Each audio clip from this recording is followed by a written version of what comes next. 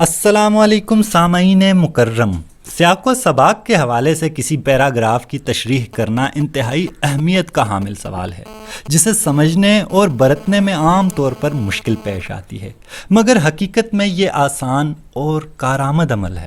شرط یہ ہے کہ آپ اس کا مقصد سمجھتے ہوں۔ تو آغاز کریں گے آج کے ہم موضوع کا سیاق و سباق کے حوالے سے تشریح۔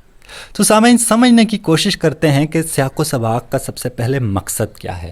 تو عام طور پر آپ نے سنا ہوگا، کوئی سیاسی بندہ تقریر کرتا ہے، اس پر کوئی الزام لگتا ہے، اس تقریر میں اس کا کوئی نقطہ پکڑا جاتا ہے تو وہ آ کر صفائی پیش کرتا ہے کہ جناب میری بات کو سیاق و سباق سے ہٹ کر پیش کیا گیا ہے، یعنی میں جو کہنا چاہ رہا تھا اس موقع، ماحول اور محل کے مطابق بات نہیں کی گئی۔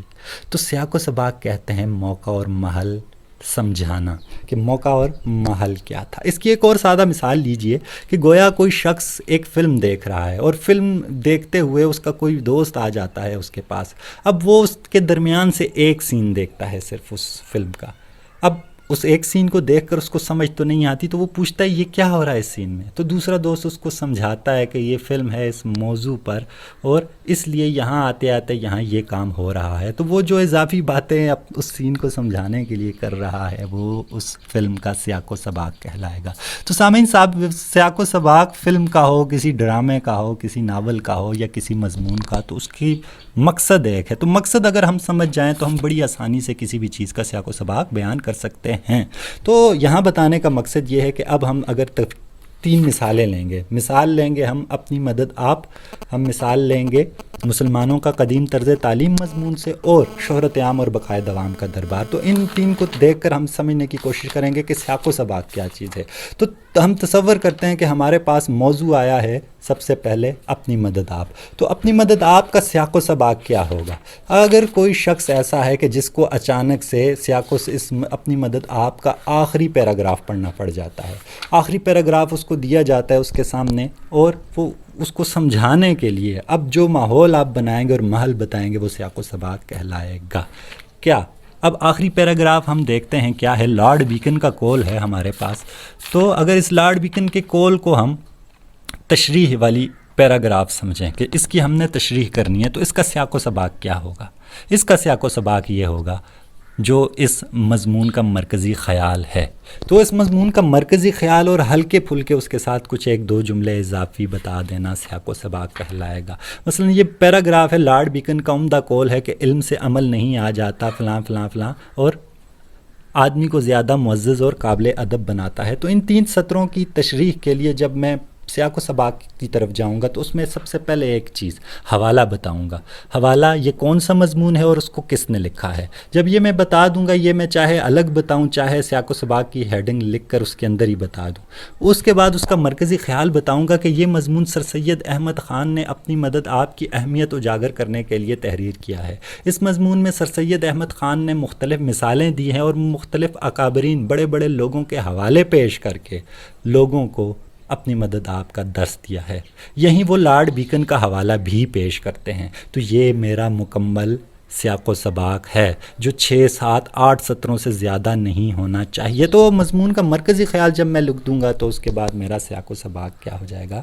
مکمل ہو جائے گا۔ اس کے بعد میرا اگلا کام ہے تشریح کرنا۔ تو تشریح پر بات کرتے ہیں، اس سے اگلے ہم سیاق و سباق دیکھتے ہیں۔ اب اگر ہمارے پاس موضوع ہو مسلمانوں کا قدیم طرز تعلیم، اور پیراگراف کہیں سے بھی آ جائے جس کی ہمیں تشریح کرنی ہو، تو ہم اس کا ایک ہی سیاق و سباق بنا سکتے ہیں۔ تو اس کا سیاق و سباق کچھ یوں ہوگا کہ یہ مضمون مسلمانوں کا قدیم طرز تعلیم علامہ شبلی نعمانی نے تحریر کیا ہے، اس کی کتاب جہاں سے اخذ کیا گیا نام آتا ہے تو وہ بتا دیں گے۔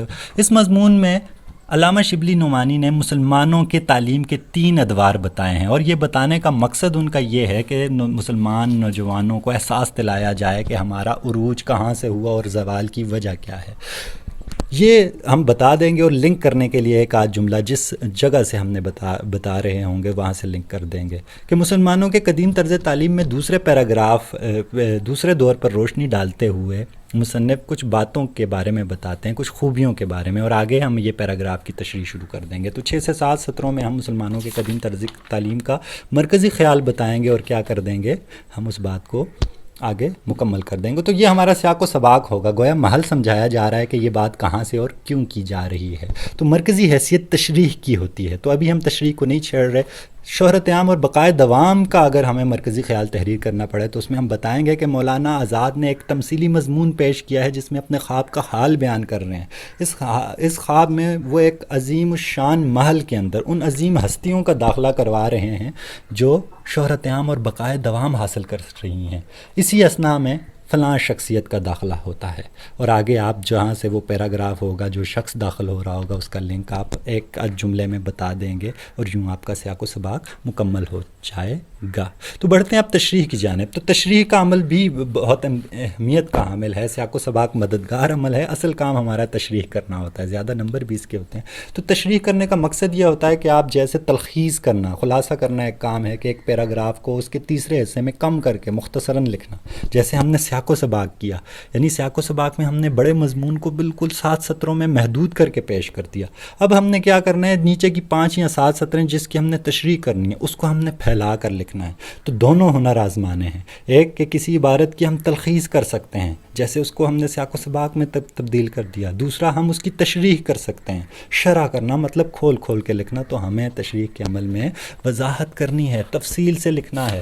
ہر ایک جملے کو آسان لفظوں میں، گویا میں اس کی مثال دیتا ہوتا ہوں جیسے کوئی آپ اپنے چھوٹے بہن بھائی کو جو ہے وہ کوئی مضمون کوئی بات سمجھا رہے ہوں. تو جیسے اب سر سید احمد خان کی یہ تشریح کے لیے ہم نے آخری پیراگراف لیا تھا، لارڈ بیکن کا نہایت عمدہ قول ہے کہ علم سے عمل نہیں آ جاتا. اب اس جملے کو میں کیا کروں گا، میں کہوں گا کہ ایک مایا ناز حکیم لارڈ بیکن کا کیا خوبصورت کہنا ہے کہ علم سے، کسی چیز کے معلوم ہونے سے اس چیز پر عمل ہونا نہیں آ جاتا.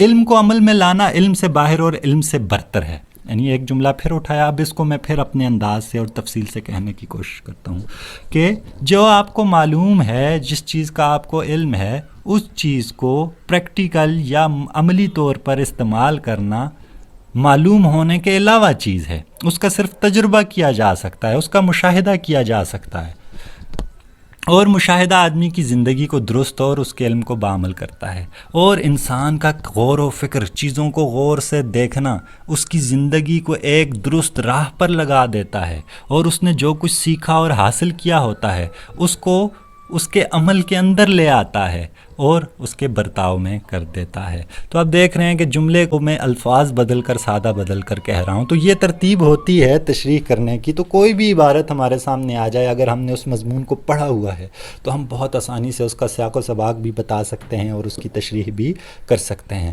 مقصد یہ ہے کہ ہمیں صرف سیاق و سباق کا مقصد پتہ ہو اور تشریح کرنے کی ترتیب پتہ ہو کہ تشریح کرتے ہوئے ان لفظوں کو بدل دیا جاتا ہے، لیکن اسی بات کو آسان لفظوں میں اور پھیلا کر پیش کی جاتی ہے. تو مجھے امید ہے ہم سیاق و سباق کے حوالے سے تشریح کو کسی حد تک سمجھے ہوں گے. تو کچھ کمی ہو، کوئی کوتاہی ہو، کوئی سوال ہو تو آپ مجھ سے پوچھ سکتے ہیں. اپنا خیال رکھیے گا. اللہ حافظ.